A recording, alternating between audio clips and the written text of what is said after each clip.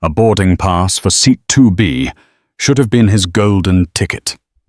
For 17-year-old Marcus Washington, it was a ticket to humiliation. He was a brilliant young man on his way to a life-changing internship, holding a valid first-class ticket paid for by one of the world's top aerospace companies. But in the eyes of one flight attendant, none of that mattered. All she saw was a black teenager where she thought he didn't belong. She chose to make a stand, to block his path, to publicly shame him.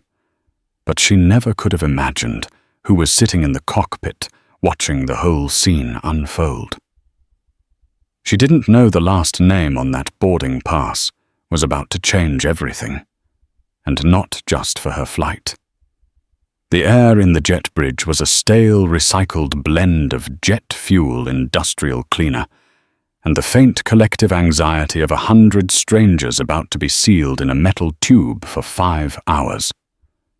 For Marcus Washington, it was the smell of the future. At 17, he was walking this tunnel alone for the first time, a warrior marching toward his destiny. His stomach was a swirling galaxy of nerves and excitement. He clutched the strap of his worn leather satchel, a gift from his father. Its weight a familiar comfort. Inside his laptop held the code for a drone stabilization algorithm that had won him the prestigious Lockheed Martin Aerospace internship. This flight from Hartsfield-Jackson, Atlanta, International to Seattle-Tacoma was the first step into that new world. The airline ticket printed on crisp cardstock felt like a sacred text in his hand. Seat 2B, first class. Lockheed Martin had insisted on it. "You're our guest, Marcus. We want you rested and ready," the HR representative, a cheerful woman named Brenda, had told him over the phone. He'd never even seen the inside of a first-class cabin before, except in movies. He felt a little guilty, a little out of place, but the thrill was undeniable. He stepped out of the narrow jet bridge and into the bright, hushed cabin of the Boeing 757. The air was different here, calmer. The seats were less like chairs and more like personal pods upholstered in dark blue leather, each with its own television screen and a neatly folded blanket. He saw 1A and 1B, then his row. Seat 2B, the window seat. Perfect. As he moved to step into the aisle, a figure blocked his path. A flight attendant, a woman in her late 40s with a severe blonde bob and a name tag that read Karen, stood with her arms lightly crossed. Her smile was a thin, brittle line that didn't reach her eyes. "Can I help you, young man?" she asked. The emphasis on young man was subtle, but it was there a verbal pat on the head. "Yes, ma'am," Marcus said, his voice polite. He'd been raised to show respect, especially to his elders. "I'm just trying to get to my seat. 2B. He held up his boarding pass. Karen's eyes flickered down to the ticket, then back up to his face, a meticulous, skeptical inventory. She saw his dark skin, his neat but casual clothes, a Morehouse College sweatshirt and jeans, and the locks tied back from his face. Her smile tightened. "I think you might be mistaken," she said, her voice dropping to a conspiratorial whisper, as if she were doing him a favor. "The economy cabin is further down the plane. This is first class." The heat rose in Marcus's cheeks. It was a prickly, familiar shame. He'd felt it before in high-end stores, in nice restaurants with his family. The quiet assumption that he didn't belong. "I'm not mistaken," he said, keeping his voice steady. He held the ticket out further. "Seat 2B, Marcus Washington." Karen did not take the ticket. She let it hang in the air between them, a challenge. Sometimes the gate agents make mistakes with the seat assignments. "Why don't you let me see that?" She finally plucked it from his fingers, her nails clicking against the cardstock. She examined it as if it were a suspected forgery, turning it over her eyes, narrowing. Washington. She said the name, slowly tasting it. A few other first-class passengers were boarding now, their expensive carry-ons rolling silently on the plush carpet.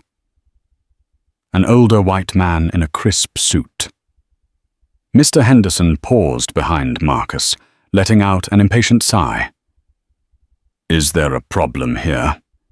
Mr. Henderson asked, his voice gravelly, with the impatience of a man who measured his life in billable hours. Karen gave Mr. Henderson a brilliant, reassuring smile. "Just a small mix-up, sir. We'll have it sorted in a moment and get you to your seat." She turned back to Marcus, her face hardening again. "Look," she said, her voice now firm, authoritative. "I'm not sure how you got this ticket, but there's no way you're assigned to this seat. This seat is reserved for our platinum-tier frequent flyers. It's a system error." "It's not an error." Marcus insisted, his frustration starting to fray the edges of his politeness. "The ticket was booked for me, by a company. I can show you the confirmation email." He reached for the satchel slung over his shoulder. "That won't be necessary," Karen snapped, holding up a hand. "You're holding up the boarding process. I'm going to have to ask you to step aside so our other first-class passengers can be seated." She pointed to the galley area near the cockpit door. "Wait over there. I'll come find you once I've sorted this out and found your actual seat in coach." The word actual was a slap. The implication was clear. His presence here was a lie, an intrusion. He could feel the eyes of the other passengers on him now. He saw a woman in seat 3A clutch her pearl necklace and whisper something to her husband, Mr. Henderson just shook his head and maneuvered around Marcus, settling into his own seat with a huff. Humiliation washed over Marcus in a cold wave. He was a scholar, an innovator, the son of a man who had served his country with honor for 30 years. Yet in this moment, he was reduced to a single damning dimension, a black kid in the wrong place. His mind raced. Should he argue? Make a scene? His father's voice echoed in his memory, a constant refrain from his childhood. Stay calm. Be smarter. Don't let their ignorance become your anger. He took a deep breath. "Ma'am, with all due respect, I'm not moving until you scan my ticket and confirm that I am in the correct seat." Karen's face flushed a blotchy red. "Are you refusing to follow a flight crew's instruction?" Her voice was sharp, a weapon now. "Because I can have you removed from this aircraft." This was it. The moment of escalation he had always been taught to avoid. The point where his word against hers would mean nothing. He felt his future, the internship, his dreams, all teetering on the edge of a disaster, created from thin air by this woman's prejudice. He stood his ground, his heart pounding a frantic rhythm against his ribs, his eyes locked on hers. "I'm not refusing anything," he said, his voice dangerously quiet. "I'm asking you to do your job." From the corner of his eye, he saw her reach for the intercom phone on the wall. "This is Karen at the main cabin door. I need a gate supervisor and security to the jet bridge. We have a passenger refusing to comply." The world seemed to shrink to the small space between them. The quiet chatter of the cabin died. Every eye was on him.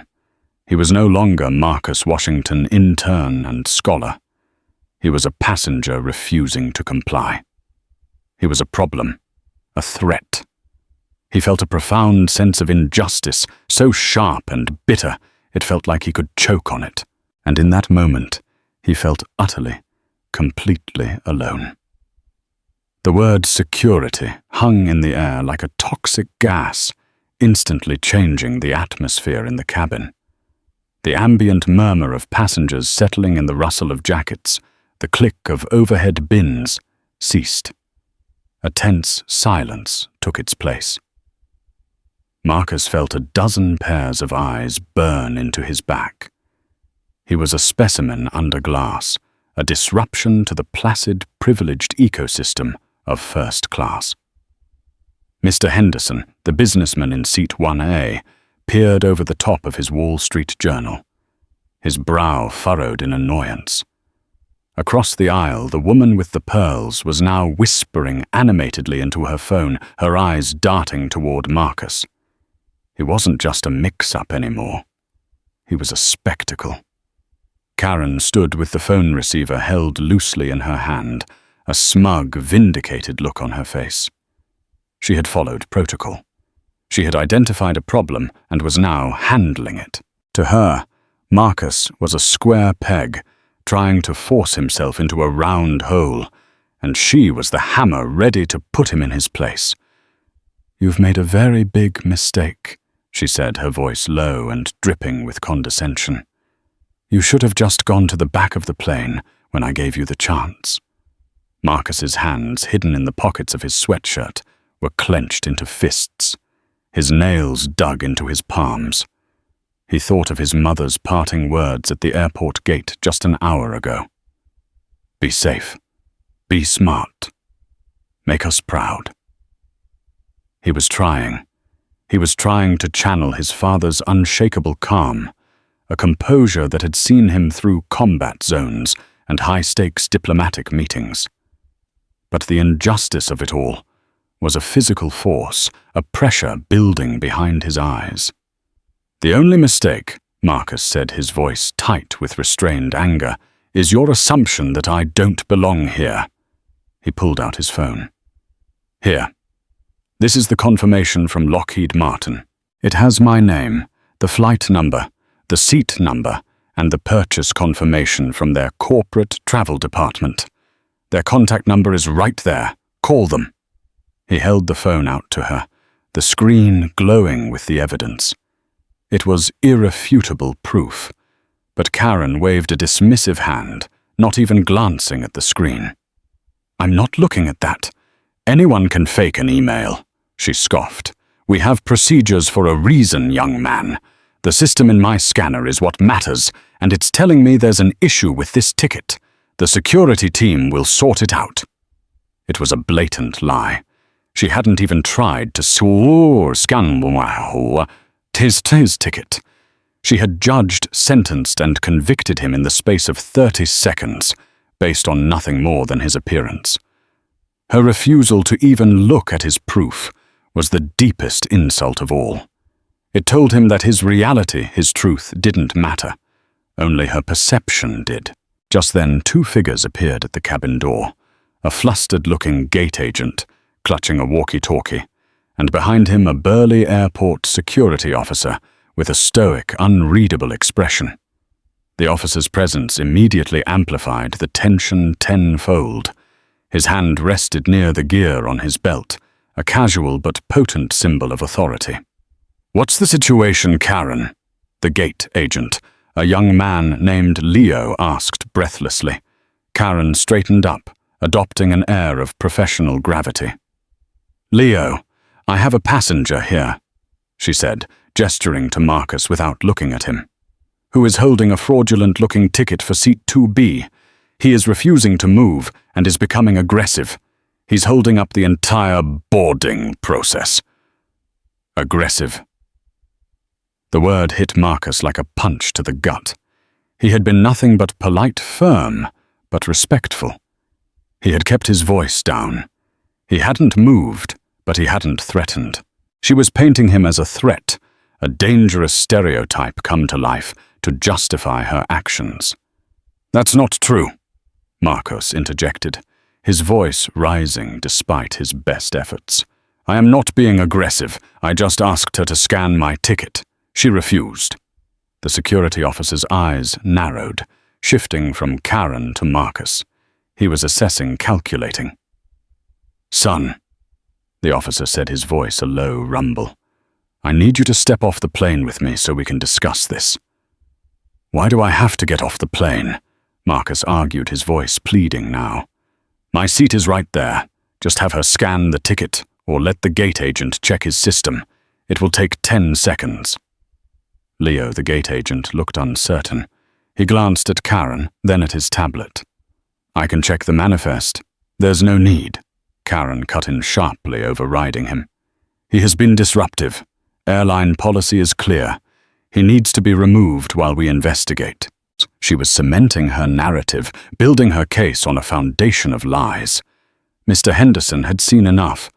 He folded his newspaper with a loud crackle and stood up, his large frame filling the aisle. Now hold on just a minute. He boomed, his voice accustomed to commanding boardrooms. I've been sitting right here. The only one being disruptive is your flight attendant. This young man has been perfectly calm. He presented his ticket, and she, for whatever reason, decided it was fake without even checking it. I saw the whole thing. Karen's face turned white with fury. Being challenged by a passenger of Mr. Henderson's apparent status was not part of her plan. Sir, with all due respect, this is a security matter. Please return to your seat. I will not, Mr. Henderson stated flatly. I'm a Diamond Medallion member with this airline for 25 years. I've flown millions of miles. I know bad service when I see it, and this is bordering on harassment. The support from an unexpected corner gave Marcus a surge of courage. He wasn't entirely alone, but it was still a standoff. Karen, the gate agent, and the security officer were a wall of officialdom between him and his seat. The plane was full of passengers who just wanted to get on their way. He could feel their collective impatience pressing in. He was the problem. The delay, the drama on their travel day. Defeated, he felt his shoulders slump. Maybe it was better to just get off, to argue his case on the jet bridge, away from all these staring eyes. He was just a kid. Who would believe him over a uniformed flight attendant? He took a half step back, the fight draining out of him, replaced by a cold, heavy resignation. And that's when another voice cut through the tension. A voice calm, measured, and radiating an authority that eclipsed everyone else's. What seems to be the problem here, Karen? The voice came from the cockpit. The door, which had been slightly ajar, swung fully open. Standing in the doorway was the captain, a man in his late 50s, with neatly trimmed silver hair and a kind-weathered face. His pilot's uniform was immaculate, the 4 stripes on his epaulettes gleaming under the cabin lights. He surveyed the scene, the tense flight attendant, the anxious gate agent, the stoic security guard, the indignant businessman, and the weary, humiliated teenager at the center of it all. His eyes, a clear, intelligent blue, rested on Marcus for a moment, before moving to Karen, waiting for an explanation. The captain had arrived.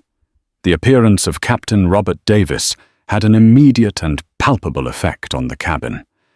It was like a teacher stepping into a squabbling classroom. The security guard's rigid posture relaxed slightly. Leo, the gate agent, looked relieved to have a higher authority present. Even Mr. Henderson seemed to defer, giving a slight nod of respect. Authority in the air is absolute, and on an aircraft, the captain's word is law. Karen, however, seemed to see the captain's arrival as an opportunity to solidify her position. She immediately launched into her carefully constructed narrative. "Captain Davis, thank you," she said, her voice a practiced blend of concern and professionalism. "I was just about to call you. We have a passenger here with a questionable boarding pass for seat 2B. He's refusing to cooperate and was becoming quite agitated. For the safety and comfort of our other passengers, I felt it best to have security escort him off the plane while we sort out his actual seating." Captain Davis listened patiently, his gaze never leaving Karen's face. He had a way of listening that seemed to absorb not just the words, but the intent behind them. When she finished, he didn't immediately respond. Instead, he let a beat of silence pass, allowing the weight of her accusations to settle in the air. Then he turned his attention to Marcus. His expression was not accusatory or skeptical. It was neutral patient. He looked at the boy, at his youthful face, the frustration and hurt warring in his eyes, the slight tremble in his hands, and saw not a threat but a teenager in a deeply stressful situation. "Son," the captain said, his voice calm and even. "What's your side of the story?" It was the first time someone in uniform had asked for his perspective without a filter of suspicion. The simple act of being asked, of being seen as a person with a story to tell, was enough to steady Marcus's frayed nerves. He took a breath. "Sir, my name is Marcus Washington. My ticket is for seat 2B. I showed it to her." He gestured towards Karen, and she told me I was mistaken and that this was the first-class cabin. She said the seat wasn't for me and refused to scan my ticket. When I tried to show her my confirmation email from the company that booked the flight, she accused me of faking it and called security. He held up his boarding pass. "All I'm asking is for someone to scan the ticket." Captain Davis nodded slowly. He looked from the boarding pass in Marcus's hand to Karen, whose face was a mask of indignant denial. "Karen, did you attempt to scan his boarding pass?" The captain asked, his tone still mild, but with an underlying edge of steel. Karen faltered for a second. "Well, no, Captain. My handheld scanner was flagging a system-wide alert for that seat block, and based on my experience, so you did not scan his specific ticket," Captain Davis interrupted, cutting through the jargon. It wasn't a question. It was a statement of fact. He then looked at Leo. "Leo, can you please scan the young man's pass with your device?" "Of course, Captain," Leo said, stepping forward eagerly. Karen shot him a venomous look but said nothing. Marcus handed his boarding pass to Leo. The gate agent pressed it against the scanner on his tablet. A cheerful affirmative beep echoed through the silent cabin. Green letters flashed on the screen. "Washington Marcus, Seat 2B, Zone 1. Confirmed." Leo turned the tablet screen towards Captain Davis. "It's valid, Captain. Green light. He's checked in and confirmed for 2B." A collective sigh seemed to ripple through the nearby passengers. Mr. Henderson crossed his arms with a satisfied, "I told you so," grunt. The security guard took a half step back, effectively removing himself from the situation. The entire basis for the confrontation had just evaporated into thin air. Karen's face was a storm of conflicting emotions, shock, embarrassment, and a stubborn refusal to admit defeat. That must be a mistake. The system must have just updated. It was showing a conflict moments ago, I'm sure of it. Captain Davis ignored her. His focus was entirely on Marcus. He stepped forward and took the boarding pass from Leo, his eyes scanning the printed details. He looked at the flight number, the destination, and then he stopped, his gaze fixed on the name. Washington Marcus. A flicker of recognition of something profound crossed the captain's face. His professional demeanor softened, replaced by a look of dawning realization and something else. A deep, personal respect. He looked up from the ticket and met Marcus's eyes.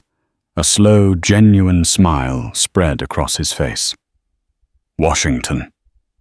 Captain Davis said, his voice now imbued with a warmth that hadn't been there before.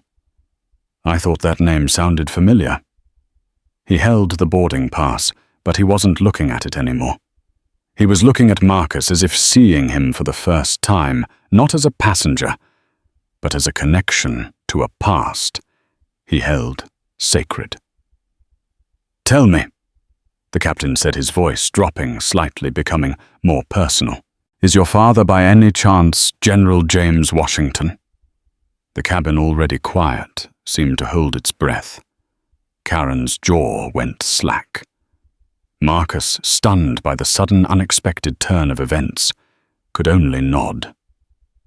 "Yes, sir," he managed to say. "He is." The captain's smile widened. He shook his head in quiet disbelief. He turned not to Marcus, but to the stunned flight attendant. His voice, when he spoke to her, had lost all of its earlier mildness. It was cold, clear, and carried the full weight of his command. "Karen," Captain Davis said, his eyes locking onto hers. "You have just made a very, very serious mistake." The captain's words fell like stones into the silent cabin, each one landing with a heavy thud of finality. The pronouncement wasn't just about a procedural error. It was a judgment.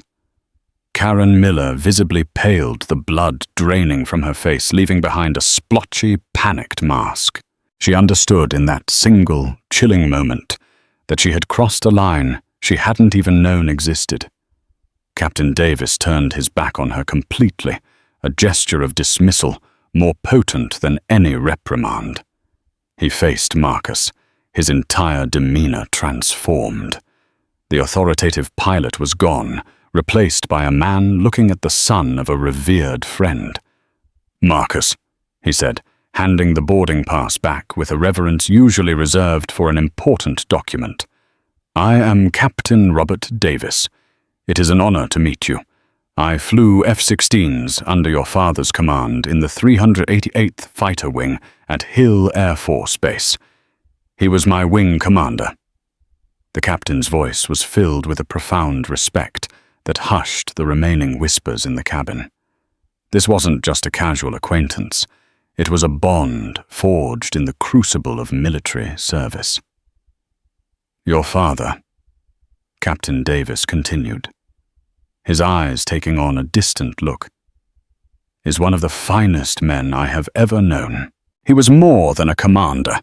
He was a mentor. He taught us about leadership integrity and grace under pressure. There was a time during a mission over hostile territory when my jet had had a catastrophic engine failure. I was ready to eject. Your father, flying escort, talked me through a dead stick landing that everyone said was impossible. He stayed on my wing the entire time, calm as ever, even when enemy radar was painting us. He saved my life that day, Marcus.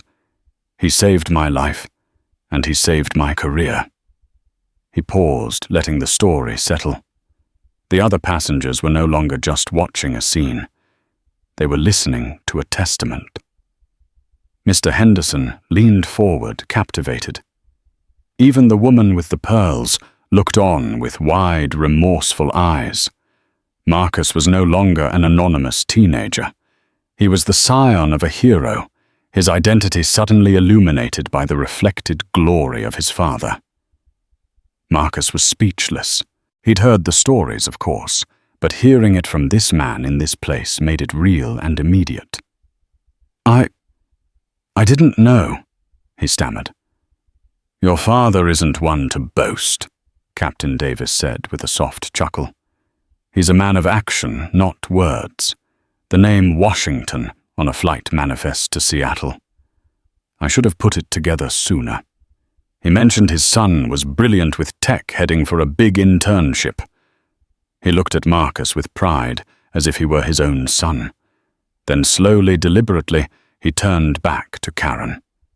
The warmth in his expression vanished, replaced by an icy disappointment that was far more terrifying than anger.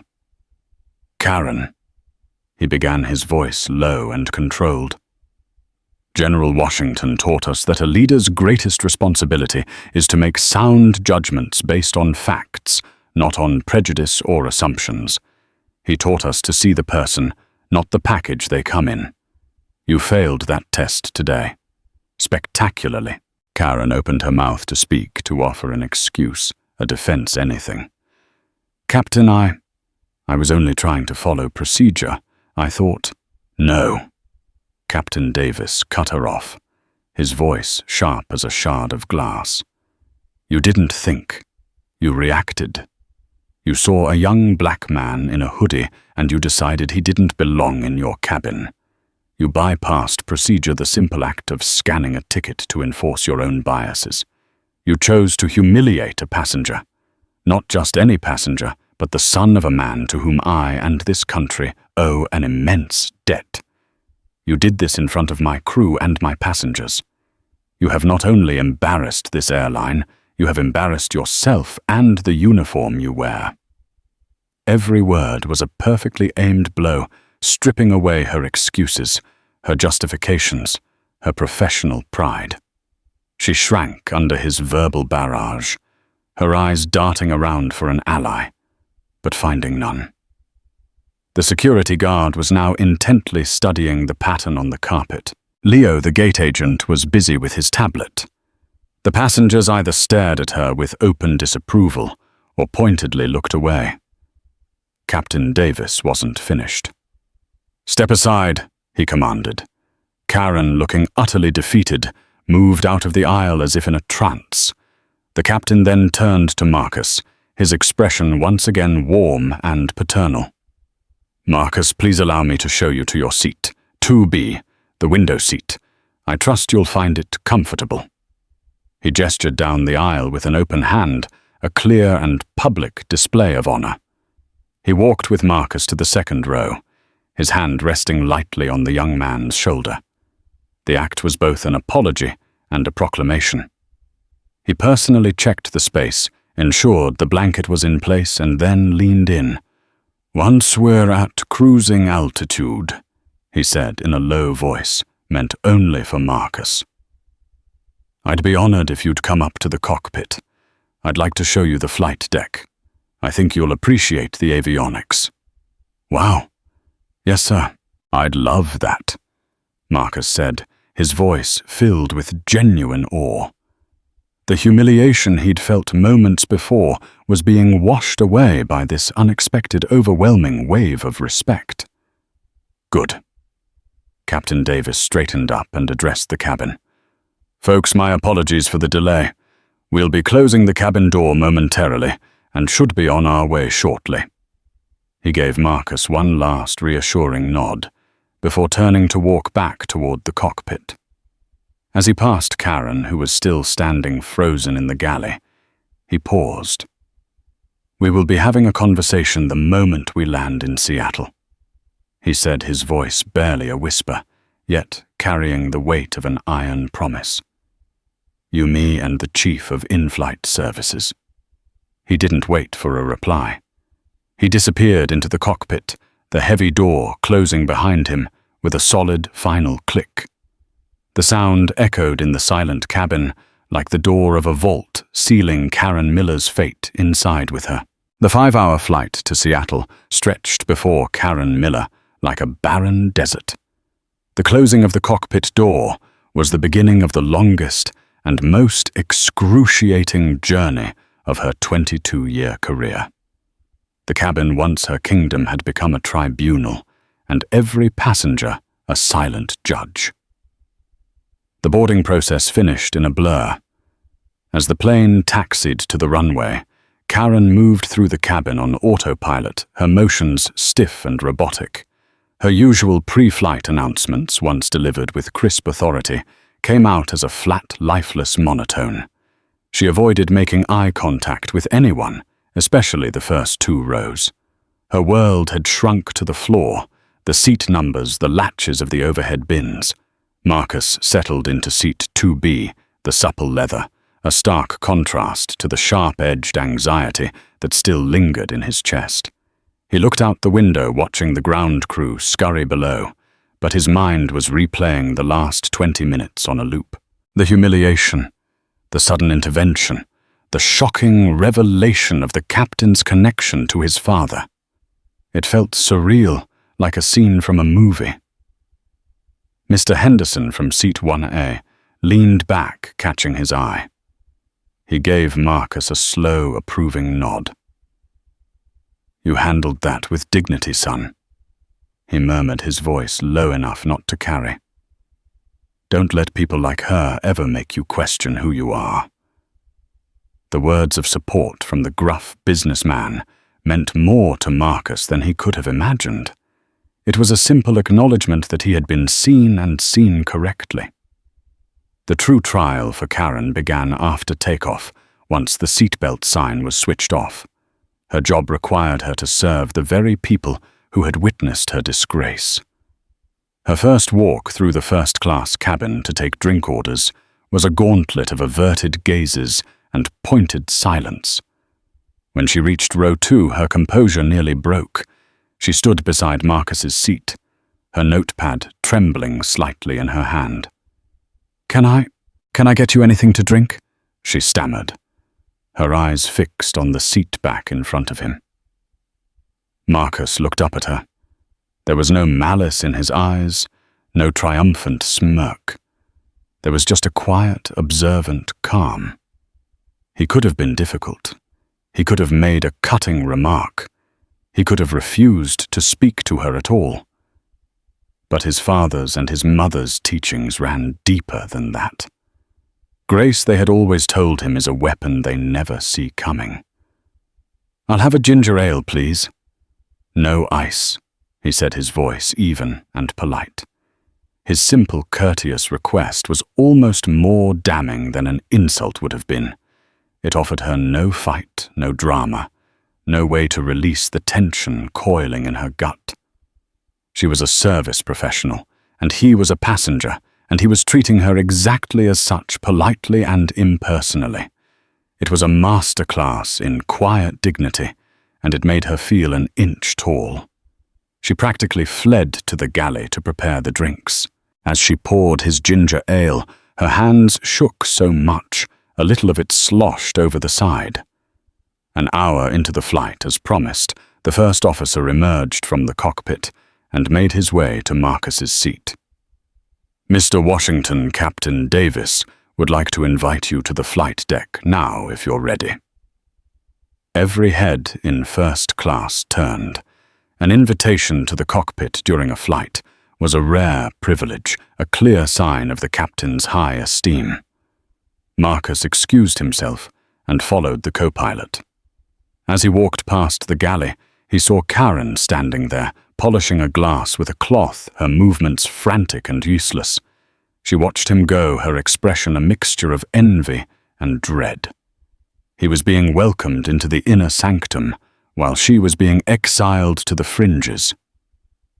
For the next 30 minutes, Marcus was in a different world. Captain Davis showed him the complex array of screens and controls, explaining the fly-by-wire system and the navigation software with an infectious passion.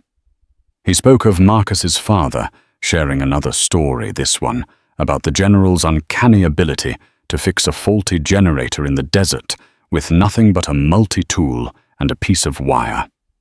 They didn't speak of the incident during boarding. They didn't have to. The captain's actions spoke louder than any words could. By treating Marcus with such profound respect, he was erasing the stain of Karen's prejudice. When Marcus returned to his seat, he felt a renewed sense of confidence. The shame had been replaced by a quiet pride, not just in his father, but in himself for how he'd handled the situation. The rest of the flight passed in a similar vein. Karen had to serve Marcus his meal, her hands trembling as she placed the tray of pan-seared salmon and wild rice on his table. She had to offer him dessert. She had to refill his drink. Each interaction was a fresh wave of humiliation for her. She was forced again and again to serve the young man she had deemed unworthy of even sitting in her cabin. Her prejudice had been not only exposed but professionally neutered. Her authority was gone, replaced by the servile necessity of her job. She was trapped at 35,000 feet with the living, breathing embodiment of her career-ending mistake. The real punishment wasn't a reprimand shouted in anger. It was the quiet, 5-hour-long reality of her own irrelevance. The descent into Seattle was smooth, the city lights twinkling below like a carpet of scattered diamonds. For most passengers, it was the peaceful end to a long journey. For Karen Miller, it was the prelude to her execution. As the wheels of the Boeing 757 touched down on the tarmac with a gentle chirp, the sound seemed to announce the arrival of her judgment day. During deplaning, the passengers from first class filed past, some of them giving Karen a final cold look. Mr. Henderson paused beside her. "I hope you learned something from this," he said, his voice low and severe, before continuing up the jet bridge.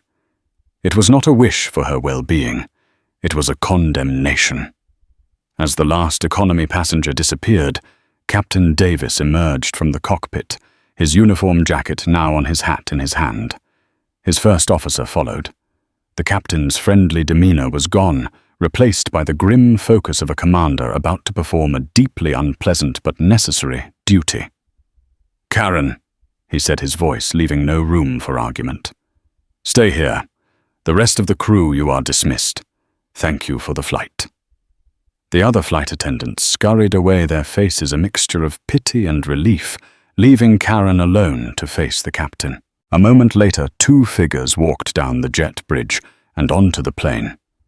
A man in a sharp suit, Tom Cheney, the airline's Seattle-based chief of in-flight services, and a woman from human resources.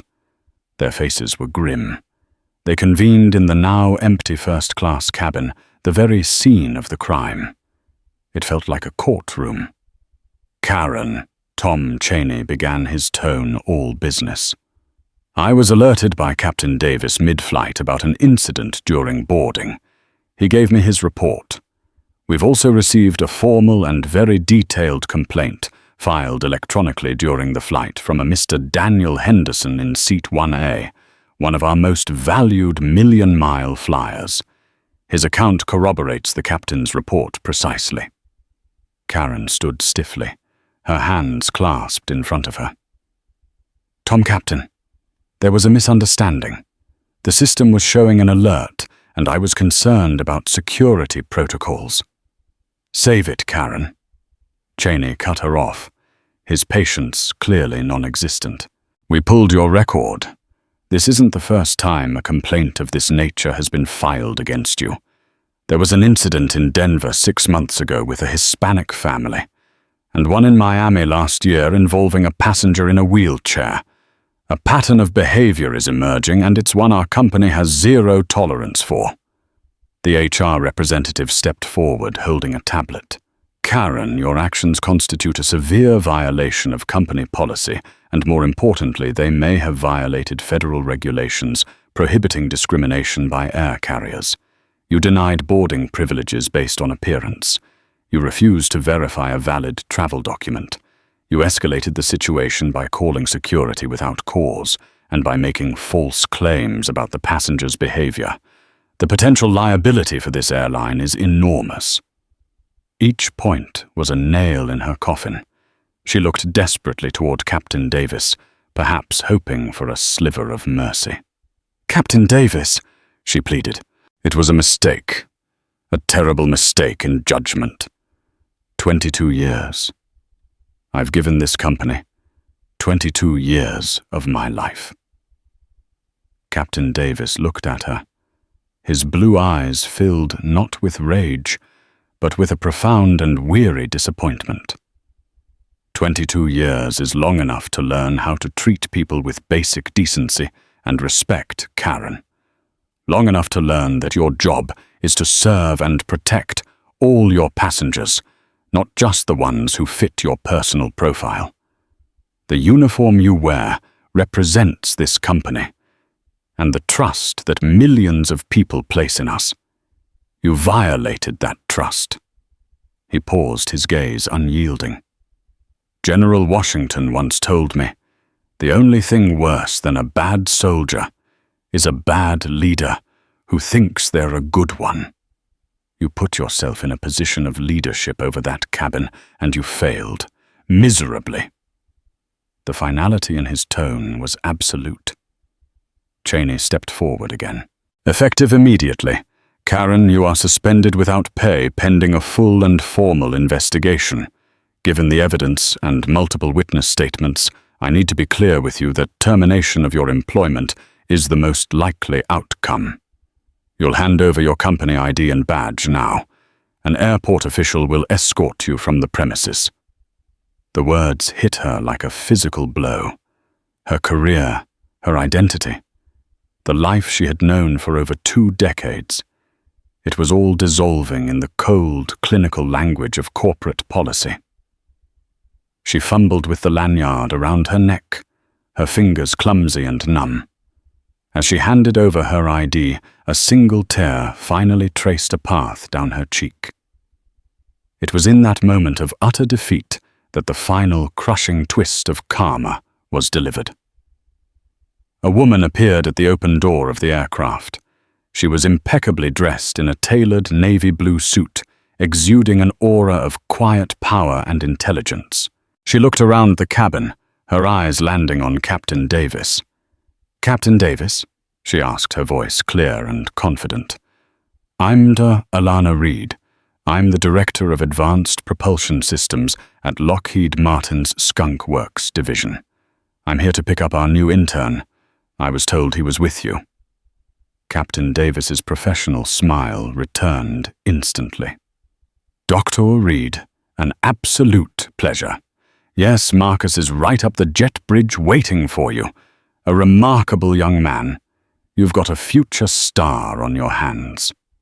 "We know," Dr. Reed said with a warm smile.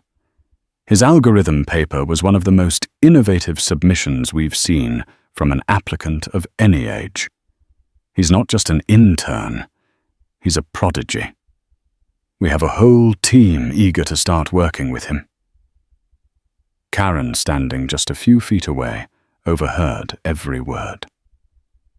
The blood rushed in her ears. Her entire narrative, the one she had constructed in her mind to justify her prejudice, crumbled to dust. She hadn't just mistreated the son of a war hero.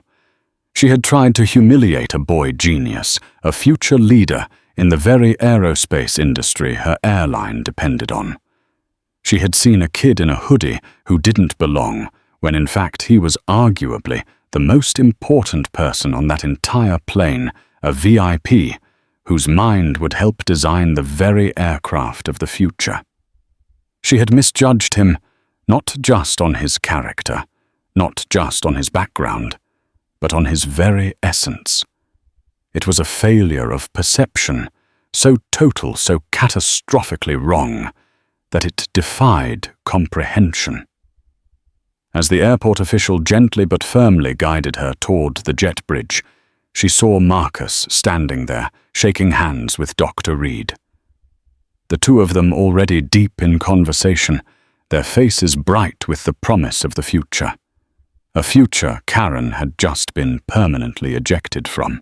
In the months that followed, the paths of Marcus Washington and Karen Miller diverged so sharply they might as well have been living in different universes.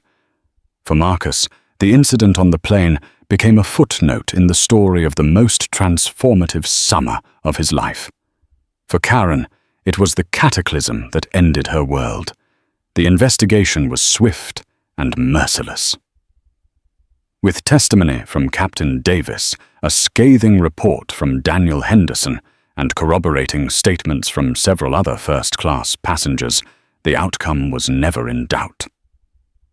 Karen Miller was terminated for gross misconduct and violations of federal anti-discrimination laws. The union offered a token defense, but quickly abandoned her case when the airline presented the evidence from her personnel file, the pattern of prior complaints that Cheney had mentioned. The incident with Marcus wasn't a one-off mistake. It was the inevitable explosive culmination of years of unchecked bias. She was blacklisted. The airline industry is a surprisingly small world, and a termination for passenger discrimination is a scarlet letter. No other major carrier would touch her. Even the budget airlines, desperate for experienced crew, saw her as too toxic, too much of a liability.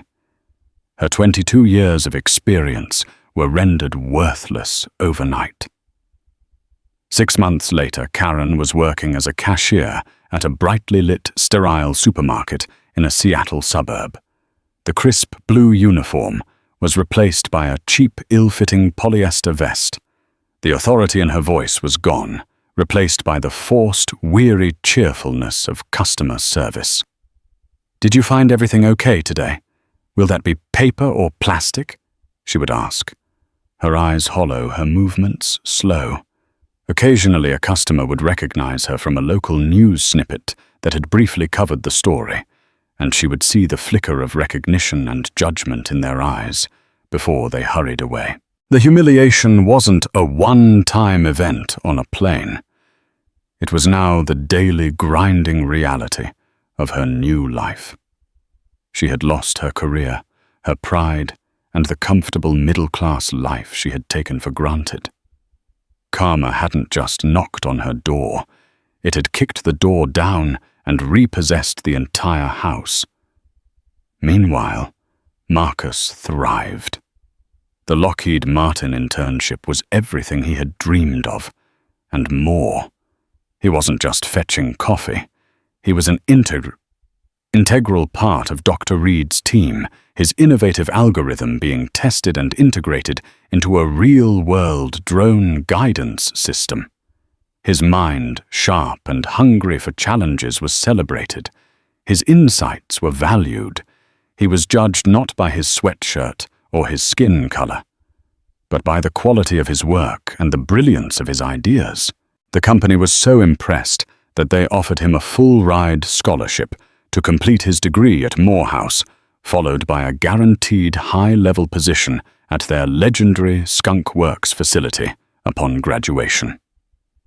Captain Davis kept in touch, emailing Marcus every few weeks to check in, a mentor and friend found in the most unlikely of circumstances. The incident had in a strange way fortified him. It had shown him the ugliness of prejudice, but it had also shown him the power of integrity, the importance of allies, and his own deep reservoir of strength and grace. A year later, Marcus was flying back to Seattle for his second summer at Lockheed Martin. He was once again in Seat 2B, a seat he had now earned 10 times over. As he settled in, he watched a new flight attendant, a young woman with a kind smile, warmly helping a nervous-looking family find their seats, patiently answering their questions in Spanish.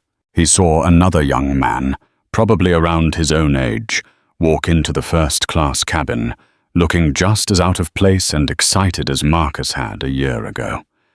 The flight attendant didn't look at him with suspicion. She simply smiled and said, "Welcome aboard. Can I help you find your seat?" Marcus leaned his head back against the leather seat and smiled. The world hadn't magically been cured of people like Karen Miller. But today, on this flight, in this cabin, things were as they should be. The system had corrected itself. A single act of prejudice had been met with a resounding consequence, creating a small space for decency to flourish. It was a quiet victory, but a victory nonetheless. He was on his way, flying high above the clouds, his future as bright and boundless as the open sky outside his window. That single flight became a defining moment, a story of two completely different paths, forged by a single choice. On one side, a choice born from prejudice led to a professional and personal freefall. On the other, a young man's calm and dignified response in the face of discrimination became the catalyst for a future brighter than he could have ever imagined. This story is a powerful reminder that our actions, especially those fueled by bias, have consequences that can ripple out and change lives forever. It also shows us that integrity and character are their own rewards.